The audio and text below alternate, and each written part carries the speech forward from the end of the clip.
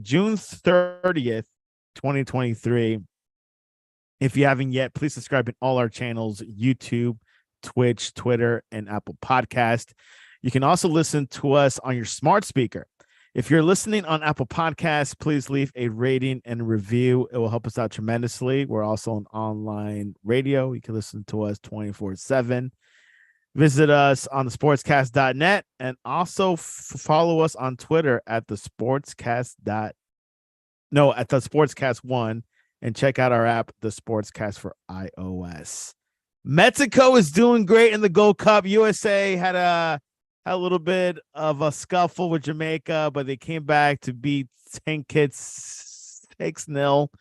But Mexico's looking good from all these top three CONCACAF teams. You can say Canada, Mexico, USA. Canada's actually going bankrupt soon, so we'll see what happens in this tournament. And joining us all the way from Portlandia, Francisco Flores. Welcome back to the Sportscast. It's good to be back, and it's also good to see Mexico thriving finally. It's been a while. That's what Mexico does. They sucked for a little bit, and then all of a sudden they start winning again. But it is the CONCACAF and Gold Cup, so it's an easy way to come back. Right. Yeah, some easy lower down opponents in the FIFA ranking you could unleash a beating on. Would you say Mexico has an easier group than the U.S., or the U.S. should have no excuses of drawing Jamaica? I mean, I would say it's probably about the same. I don't think one is more difficult than the other. It's pretty even, I would say, but some people would say otherwise, but I think it's pretty much the same. And we did say Jamaica was probably the team that they were going to struggle with the most, and for Mexico, it'll probably be Honduras. So, and that was a 4-0 win. Or it was supposed to be Honduras. And then we thought Haiti did too, but Haiti just beat Qatar. Anyone could beat Qatar. Yeah, anyone. You can get America Samoa soccer team, who's like one of the lowest ranked teams in FIFA. Could probably beat them. Which there's a movie coming out, I think, of Thomas Rogan. I believe he coached that team, and they're coming out with a documentary on Amazon Prime. Oh, really? Yeah, I didn't know that. I'll have to check it out. So I don't know how far they made it. I think because they were covering them in qualifiers, but I don't think they made. I mean, they didn't make the World Cup because we would have saw them in Qatar. So right. Either they beat some major team or something happened, but it's coming out on Amazon. They're not a sponsor to the show. So let's go to yesterday's match against Haiti. There was no goals in the first half. It was 0-0. So Francisco was probably getting nervous about halftime. But then a little. Then in the 46th minute of the second half, Henry Martin, which he's supposed to be a star for Mexico, or the future star, scored. Then an own goal a little bit later on, 10 minutes later, Ricardo Ade scored an own goal for Mexico. So that became 2-1.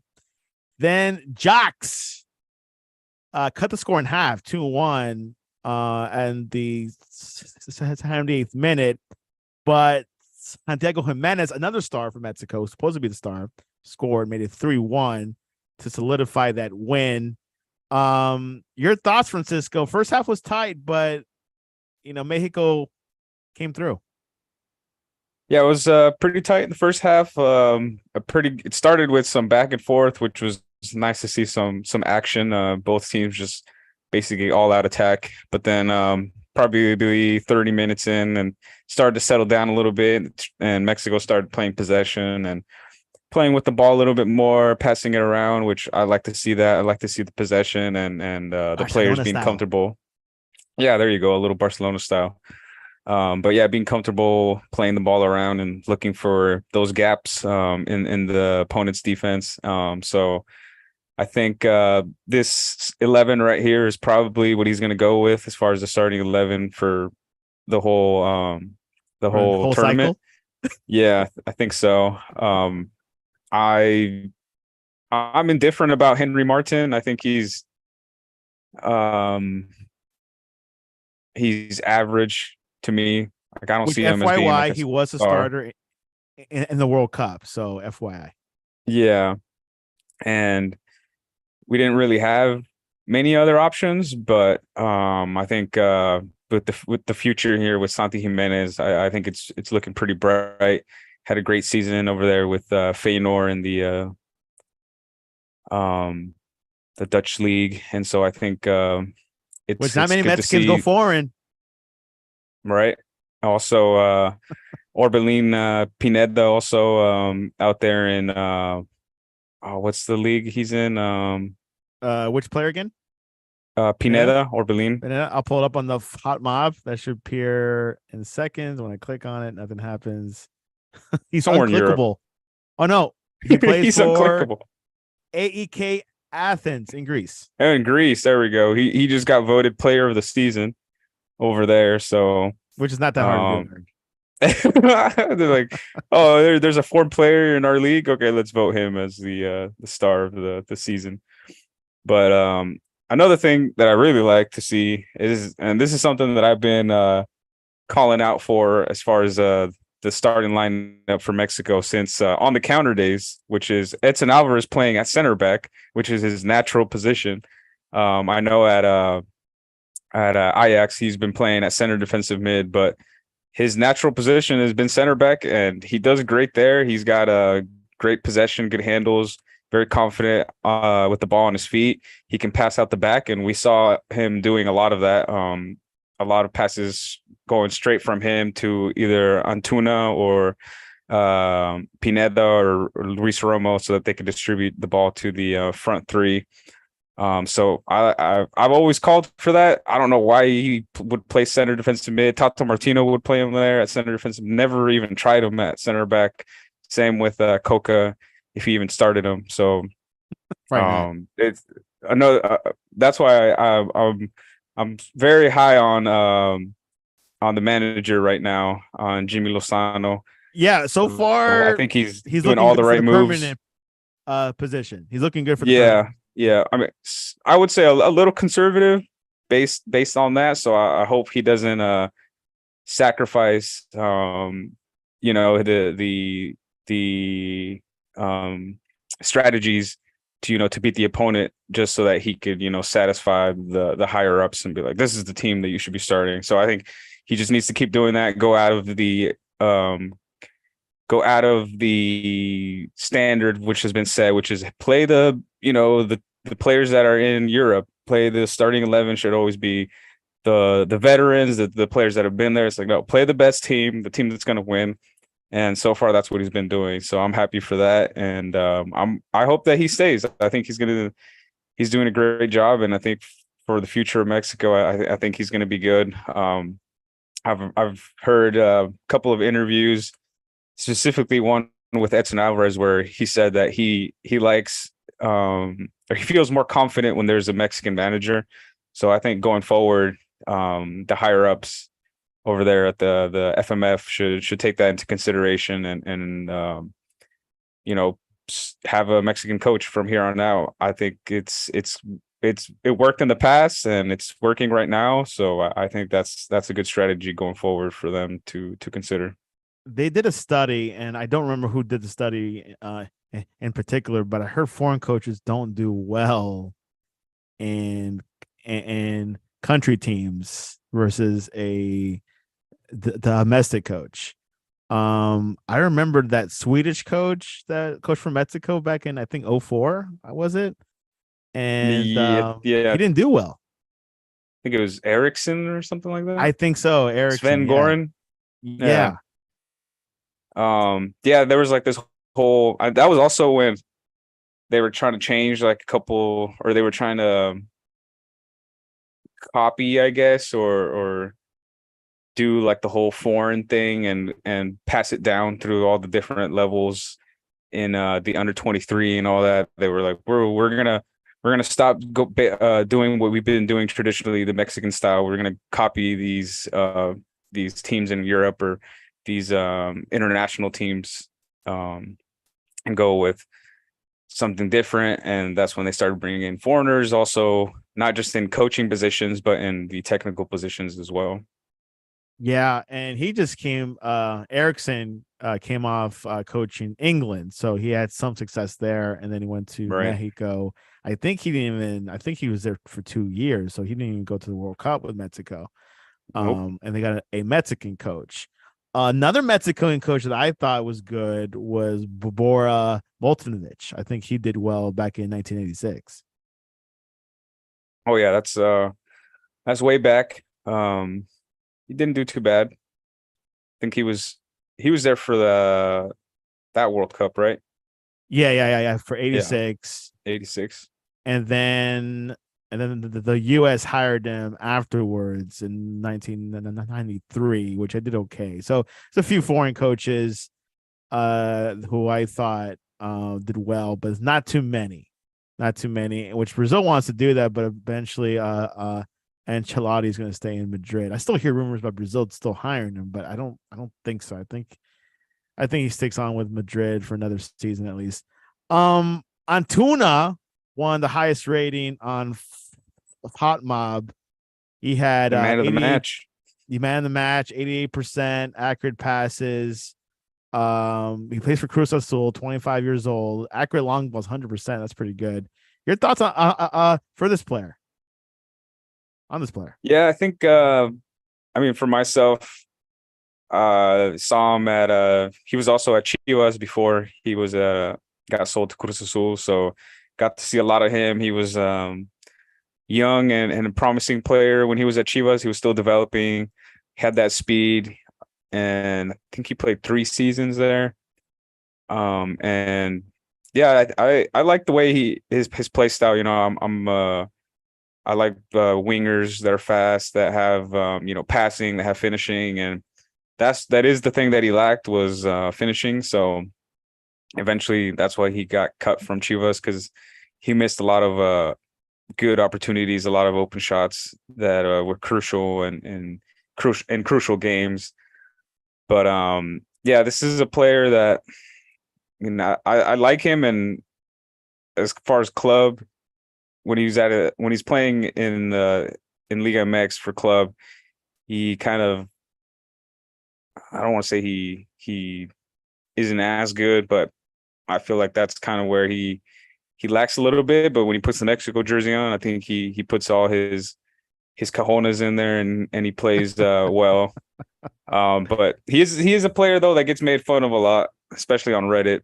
The Liga MX subreddit. Oh wow, People are not a that's still fan of on him Reddit. on there. Yeah. If Yeah, I gotta use the regular Reddit website, because third party apps are getting shut down. But I know. um, Everyone's charging API left and right. right. And so yeah, there's probably endless compilations of him, like where he fails to control the ball, and like there was a couple where he, like, not in this tournament but recent, where he, like, I think it was during the friendlies, where he was like trying to bring it down with his chest, and like he was by the sideline and it just goes out. So there's quite a few compilations of him doing little dumb things like that. But I think if he's playing well, start him, and he's showing that he's not gonna listen to the critics out there and take it to heart. I think he's a player that faces adversity, and if people talk down on him, he's gonna take that as constructive criticism instead of putting himself down. Before we move on from this match, key points. Francisco brought it out. The ball possession, Mexico did excellent, 65% to 35% of Haiti. Total shots 32. That was a lot towards goals. So good job there for Mexico. Big chances 5, and full offense of Mexico. There was probably their best match. Mexico also thrashed 4-0 against Honduras. So Mexico's having a good tournament so far. They play Qatar next. Do you want to see the roster kind of different, or you want to see the same starting roster, or you want to see some substitutes and see what you guys have on the bench? Yeah, I mean, I wouldn't mind seeing a little bit of rotation, especially for to rest, for the knockout rounds. I think it'd be smart for him to do that. I want to see a little bit more of Santiago Jimenez, so I think it would be the right call to start him in this Qatar game and give Henry Martin a little bit of rest. I think also Alvarado, I think we need to see a little bit more of him. He's also a Chivas player, which he used to play at Cruz Azul. So there was kind of like a swap there when Antuna went to Cruz Azul and Alvarado went from Cruz Azul to Chivas. It was kind of a swap, but they ended up buying the players out.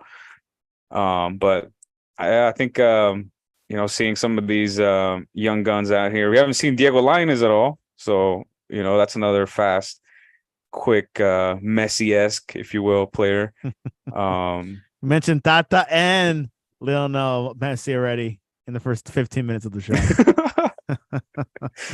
Yep, and then they'll be united over there at Inter Miami now too. Believe it. Yeah, they made it happen somehow. Where's Inter Miami getting all this money from? I don't Who know. knows? I know Apple. I heard some MLS clubs are putting money in too. I heard. Oh, the whole league is just putting in money. Like, yeah, we need all this, the attention we can get right now.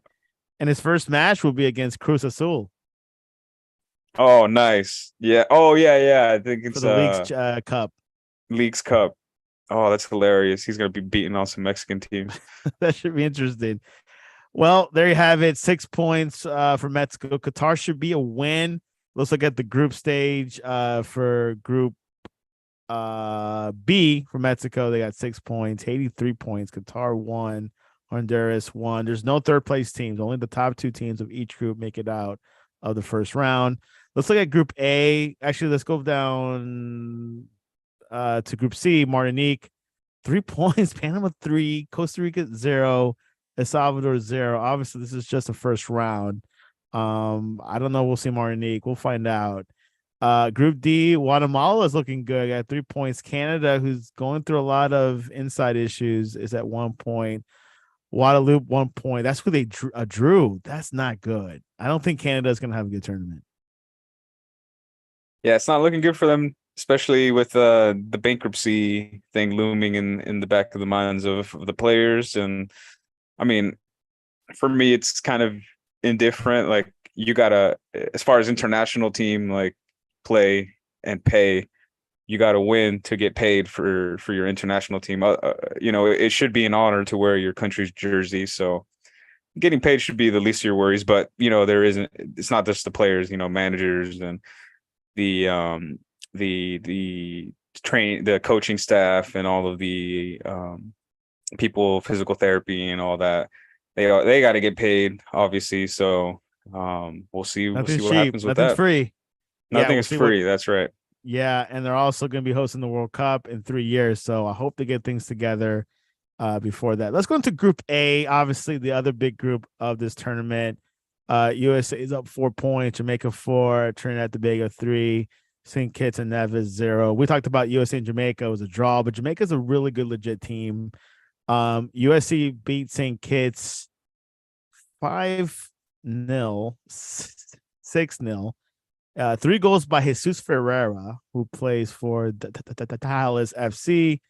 A goal by Milovovic, 2 goals, and Reynolds 14. I want to touch on Zendejas a little bit. I was doing some research, and obviously he switched allegiance from Mexico to the U.S. It's interesting because no one knows where he was born. Some people say Mexico, some people say Texas. Was this player? I mean, was he kind of like wanted by Mexico, or was he kind of in the gray area? Hey, we do want him, but if the U.S. wants him, it's okay. Like, what have you heard about this player, Zendejas? If I remember correctly, I think he's the player that Mexico got punished for, right? Yes, he got punished. He did play for Mexico. So I think the story is that he still was registered with the U.S. as far as his FIFA player card registration and all that. And leading up to they were friendly, so it wasn't a big deal. That's why the punishment wasn't that great.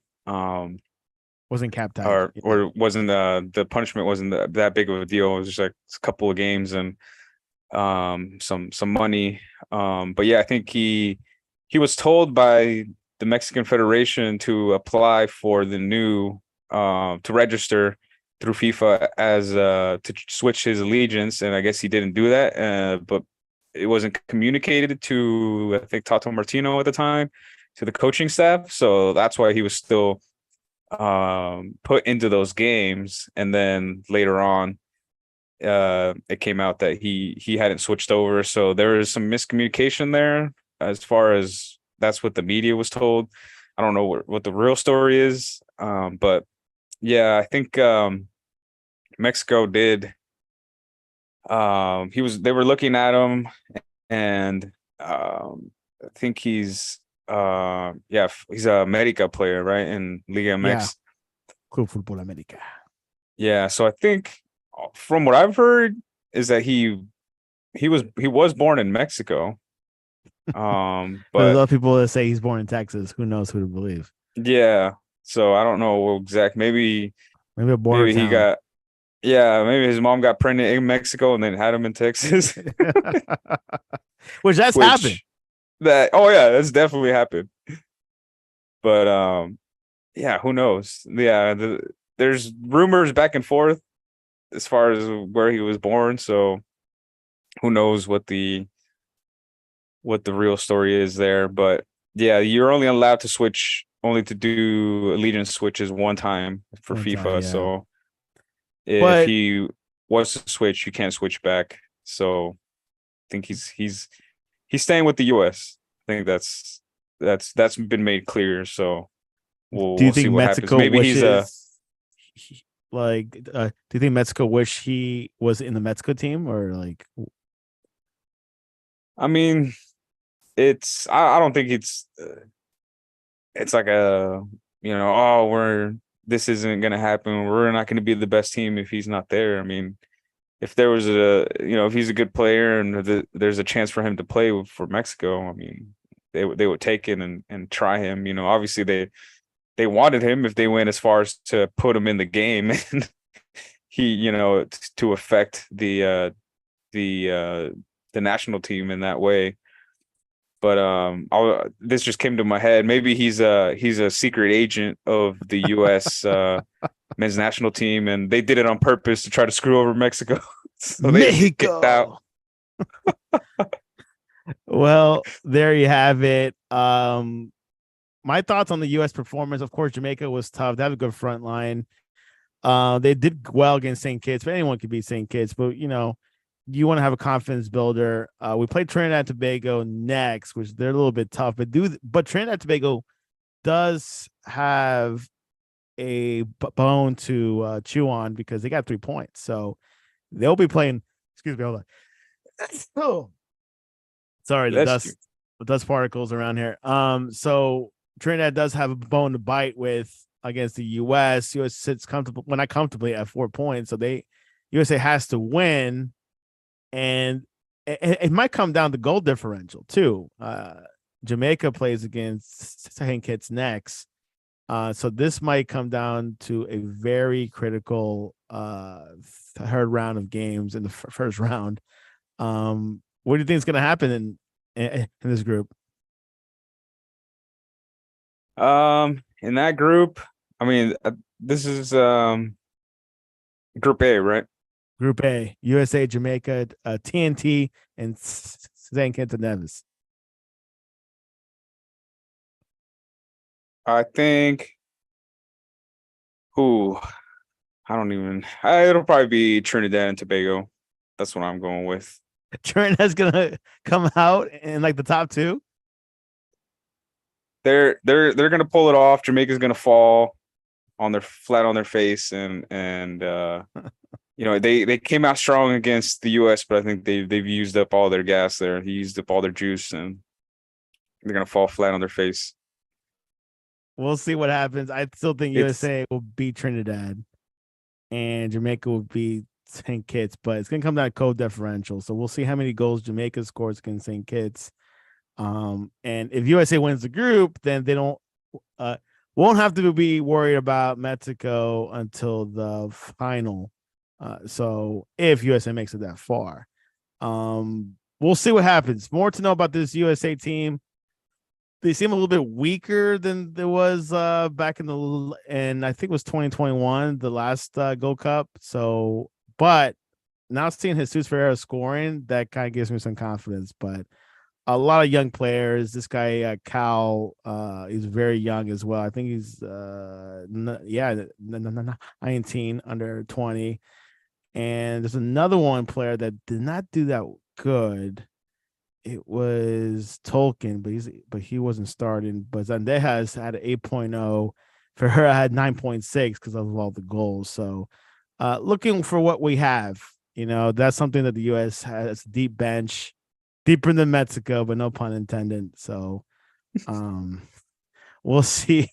We'll see what happens. But Mexico's looking good with their new coach. So this might be, if he wins the Gold Cup, might as well give him the permanent position. Yep, I agree. I think he will play it by ear, and we'll see how he does after the Gold Cup and the games leading up into the World Cup. But I think it's, like I said, it's we're already qualified for the World Cup, but we got to use that time wisely to prepare the team and not just cruise and go vacation mode until the World Cup is here and wait until the last month to figure out your squad. I think going forward, we need to figure it out and get Guillermo Ochoa out of there. Yeah, you're still not convinced that you guys should just move on from him. Yeah, I mean, even in the media, they're still they're being like, oh, he's a great leader, his experience and all this. I'm like, I don't see him as a great leader. I don't see that in him. I don't know why they give him the captain armband just because he's old. I think that's the only reason they gave it to him. Yeah, bringing that veteran leadership, but obviously you guys have some other goalkeepers that you guys can be looking at. Breaking news, kind of breaking news actually, not really. It looks like Christian Pulisic has agreed to join AC Milan. But Chelsea needs to accept the fee. So United States International Christian Pulisic has an agreement in principle on a long-term deal to leave Chelsea and move to Serie A giants AC Milan. However, the clubs have yet to agree on the transfer fee. Pulisic, 24, is willing to take a substantial pay cut to make the transfer work, the source said, with only minor details still to be worked out before a full agreement on personnel can be reached. I don't know. I really want him to stay in the Premier League. Serie A feels like a step down. But if he gets more playing time, I guess it wouldn't be that bad. Yep. I mean, I agree with that, but obviously I'm a little biased, and I say he should go back to Germany. That would be a better move in my opinion. But hey, AC Milan's making moves. They want to be a top European club again, and if they think this is what's going to make them better in Europe, then go for it. He's I mean, you don't want to be asking me about Christian Pulisic, so I know. I'm just gonna say I was hesitant to talk about it, but it's okay. It's okay. Yeah, I mean, whatever they end up paying for him, if they do agree, I mean, I'm just gonna say that he's highly rated. Some people say he's one of the best players in the last 20 years for the US.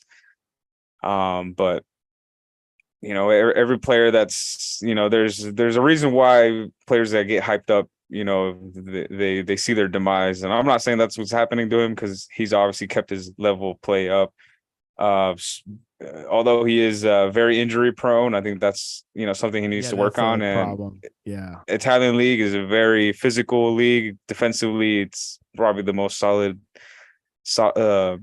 Defensively, the teams in Italy are very they rough you up a lot, and physically, you're gonna get stepped on, you're gonna get tripped, you're gonna get fouled a lot of the time, and especially with the way that Christian Pulisic plays, very quick, fast winger. Those are the type of players that are always getting kicked and whatnot in the Italian league. So we'll see how he fares down there. I mean, not to say that the Premier League isn't a physical league as well, but it's a little bit different, more fast paced. So we'll see. Maybe that's kind of the type of player that Italian teams are looking for, because they're it's a little bit slower league, more of a possession and whatnot. So changing it up with a player like this would probably be a good strategy. AC Milan's been in a rebuild phase for a while, and I think they're getting there. I think they're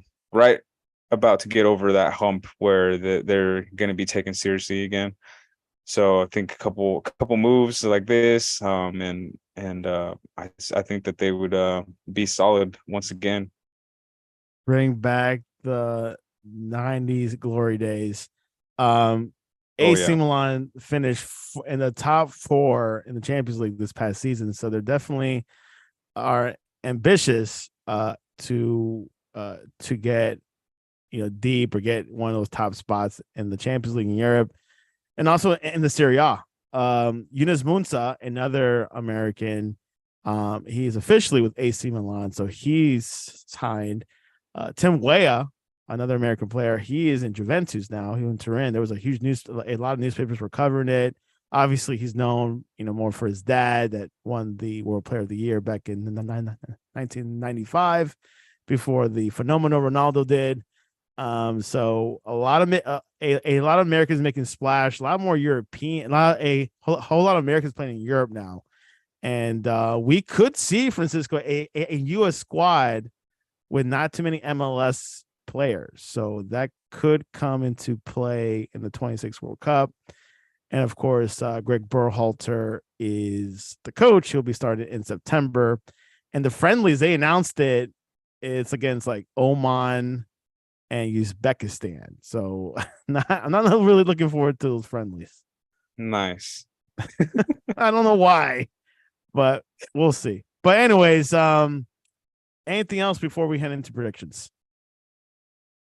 No, I mean, if you want to keep up on transfers, I think there's plenty of places for people to go. There's just so many rumors, but once things are made official, I think there's plenty of coverage for it. But yeah, lots of players making moves, a lot of US players in Europe. And Is it me I'm just or waiting. Fabricio is like the only guy that knows everything?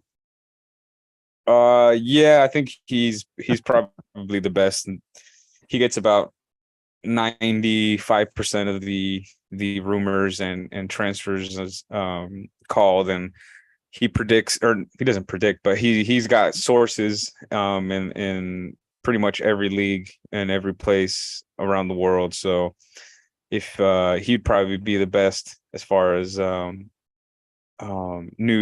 transfer news goes. And yeah, pretty much everything he knows things like 3-4 days a week ahead of time before they happen. So And he that's probably probably where can't I talk go to. about it till it's officially done. So that's something that a lot of these moves, even here, stateside, NBA, NFL, there's going to be rumors, but until it's officially done, they can announce it.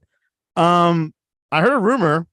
This is Real Madrid related here. Valverde to Liverpool, and there was a article in the Uruguayan media, and the Nacional, they were saying that they're hearing Valverde to Liverpool. What do you think about that? I mean, I haven't heard anything about that. I don't think it's gonna happen, because Madrid are never gonna let him go unless he goes for free. That's the only way he's leaving. But if anything, they're gonna lock him down to a longer period on his contract. So I think, I mean, I think a lot of teams are looking at him, but Madrid is not going to let him go. So they could make offers, but I don't think any price right now is gonna, bring him out of there. Liverpool have been making moves. I mean, they got McAllister, which they were seeking him out for a while, and I think they should be fine with that within the team that they're trying to build or rebuild, I guess, with Klopp. But yeah, even if they offer 200 million, I don't think Real Madrid would let him go right now. Interesting. Florentino will keep him. Obviously, Yeah. Madrid's been signing a lot of domestic Spanish players, I've noticed. And the one that's still pending internationally is Mbappe. We don't know what's going to happen there. That might be a little bit more complex. And like Francisco and I talked about last week, obviously business wise, it'd be wait for him to, it'll be best for him for Madrid to wait till next season because it would be a free transfer rather than gonna pay PSG something. So we'll see where that goes. It's still early. We got till August, end of August, and we'll find out what happens with the Madrid and Mbappe saga, which I really do expect him that he'll end up in Madrid. I really do. And he'll take a lot of different roles. So he'll take over the Benzema role and Ronaldo's. It's kind of like a mix of both. So cool. I agree. All right, let's look. Let's look into predictions. Tonight, Martinique versus Panama. Who do you got? I'm gonna go safe on this bet. I'm gonna go with Panama. Panama it is. Both have 3 points, so we'll see where that goes in this group. El Salvador versus Costa Rica. They both have 0.0 points. Yep. This is a do or die match for both teams. So I'm gonna go with Costa Rica because they need a little redemption in this tournament. So I'm gonna go with them. Tomorrow, Cuba versus Guadeloupe. And Guadeloupe has 1 point. Yeah, I think they got lucky with that 1 point. But I mean, Cuba hasn't really showed much of anything either. Cuba is a baseball. I'm gonna country. say, yeah, I'm gonna say a draw in this game. A draw. It's gonna I'll go put to a that draw. down. Okay, Boring draw. Guatemala versus Canada. This could be a significant game for the group D. Let's see. I think Canada slipped up a little bit, but I think they'll be able to regroup themselves and get all the bankruptcy stuff out of their minds, out of their heads. So I'm gonna go with Canada here for the win. And also Canada, there's something to do with their jerseys. They had to get I don't think it's Nike that sponsors their jerseys, some local one. I don't know. Anyways, Sunday, Group A, Jamaica versus St. Kitts. Who you got? I'm gonna go with the draw. A draw. Wow, that'd be massive for the Yeah. US. And later on, USA versus Trinidad and Tobago. All right, this is my my hot take for the day. I'm gonna go with Trinidad and Tobago for the win over the No US. way. That the whole world will sink because of that. And then luckily USA will get to the second round because you're saying no, it would be that means USA could be eliminated. Yeah, it could be them out. Yep. Jamaica will make it out with 5 points after losing against St. Kitts. Yeah, it's going to be a close one. So we'll see what happens. If Trinidad and Tobago can pull it off, that means they're through. I got the U.S. winning Trinidad and Tobago. It won't be a 4-0 win, but it'll definitely be let's say 3-0 max. Not 4-0, 3-0. Yeah, it's too much. Yeah, Trinidad is a little bit difficult than St. Kitts, and they're not as good as Jamaica either. So they're that happy medium, third place. So, anyways, Gold Cup continues this weekend for soccer purposes.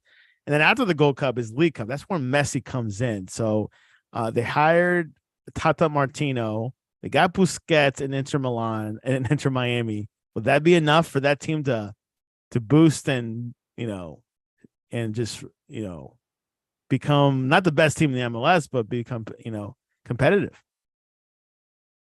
Will definitely make them competitive because they're in a lot better place now than they were before. If anything, they might be able to just go the whole season without even starting Messi, and just that confidence that the players have got from having Messi on their team, that might just be enough for them to make it to the conference final or something. But yeah, I think I mean Messi and Busquets. I think individually, if Busquets played and Messi didn't play, they would probably still be the same team. But if Messi plays with along with Busquets, I think that's definitely going to completely change the team. But it'll be interesting to see how they play. I'm imagining that they're just going to try to feed the ball to Messi and just let him take it and run it up the field I as think he'll much do as most of the possible. school. Well, and they do have Josef Martinez. He's the Venezuelan, and Tata Martino has worked with Josef Oh Martinez back yeah, in Atlanta. So there might be, but at the same time, Josef hasn't done much this season. But it could come into fruition. We'll see what I mean. We'll see what happens. So there's like there's some options in the bench as well. So July 21st against Cruz Azul. According to Francisco, it will not be an easy match for Inter Miami. it'll. I mean, they'll. For it'll probably be just like Mexico's, game against Haiti, 0-0 in the first half, and then second half starts and immediately the goals just come. So Cruz Azul better be ready. Yeah, they gotta be ready. The benchmark is the Haiti match against Mexico is the benchmark. That's a good model. Anyway. Right. All right. Well, there you have it. Francisco, what is the best way to reach you online to ask you what is the official beer of the Mexican national team? Yeah, for all your soccer questions or just any questions in general related to soccer, banter, all of that, you can reach me on my Twitter at Francisco BCP. That's the best place to reach me. And yeah, send me some questions and let's do some banter. US fans especially. I know I have some hot takes there, so let's debate it like civil human beings. Yesterday Mexico used the Mexican women's jerseys as their main jersey Oh last yeah, night. yeah. Yeah, It I was was like a surprised by sprinkled that. dots, or I was like the Yeah. dots, right? I don't remember. Yeah, because I had seen the jerseys like a month ago on Twitter, because they got retweeted by the men's account. But I thought that it was just going to be a jersey for the women's, but apparently they busted it out. It was probably just that popular sales wise, so Adidas was like, "Hey, we'll make them for the men's club. Why not? Why not? Let's this Anything that this is a sells." great design, great sell. Now, has Adidas been your favorite Mexican jersey sponsor of all time, or did you like Nike? Or I think you guys had Umbro for a bit, but who's been your favorite sponsor for the Mexican national team, apparel wise? I mean, yeah, I would probably go with Adidas. I think it's just the they do tend to stay a little conservative with the designs, but I think when they do break out from that with the third kits, I think they do a pretty good job. But it's just such a simple and easy design. Their logo and the three stripes, it just goes well with soccer, and just like everybody recognizes the Nike swoosh, like you see the three stripes and you know immediately what it is. So I think Adidas is my favorite. I think in 1994 World Cup, Mexico had like a different shirt sponsor. I forgot who it was, but it wasn't like one of like the big three, like the Adidas, the Pumas, and the Nike. It was someone else. It might have been local, Yeah, or I think or it could have was been Umbro. no, I think it started with an S. It's like Cell. But Oh, they what don't was exist it? anymore. No, they definitely do not exist. It's probably one of these new. They got bought out, or they it got turned into um Turn into a different yeah, it's ABBA, a different ABBA company. Sport. ABBA was one of them. Yeah, yeah. No, hold on. Was that the? Oh, no, sorry, that's 1998. My bad. No, yeah, they did have Yeah. Umbro. It was Umbro. 91, 94. Oh, yeah, yeah. Yeah. So So ABA Umbro, Sports, Garcis, Atletico was the one I was thinking. It didn't start with an S. yeah. But Umbro like was big time back in the 1994 World Cup. Like they had Brazil, they had Colombia, they had Mexico, and like anyone else. But I know Adidas had a majority, and the Nike was just getting into the scene. Like they were not Right? into soccer much until later. You see So the first kit supplier from 78, 70, Levi's? Levi's Levi's, even had it. Was oh, sponsoring Levi's Mexico. sponsored Mexico. Yep. That was the first Wow, jersey. this is a cool kit I've never from even seen those. Mexico. The white jersey with the red. So, and of course they Oh made the yeah. cool It's like Jorge the wing. Campos jersey. Oh yeah, he got his own unique jersey because he liked wearing all those bright colors. Yeah. Well, there you have it. You could reach us at Sportscast1 on Twitter or the Sportscast1 on Instagram. Visit our website, thesportscast.net. Ask us about the Mexican jerseys, which one that we like. But of course, we're US fans first, and Nike's been dominant since the 1996 or 95. But yeah, they're going to stick with Nike forever, apparently. Anyways, wow, Go Cup coming to fruition. Still a couple more matches this weekend. Looking forward to it. I like the Gold Cup. It's smooth, it's mellow, but it'll get exciting towards the end. Yep, it'll come back. It'll come back around and By the way, once to get to the knockout rounds. next year will be bigger. Copa America. Can't beat that. Oh yeah, definitely cannot beat that. All right, Francisco, I appreciate you coming on to the Sportscast.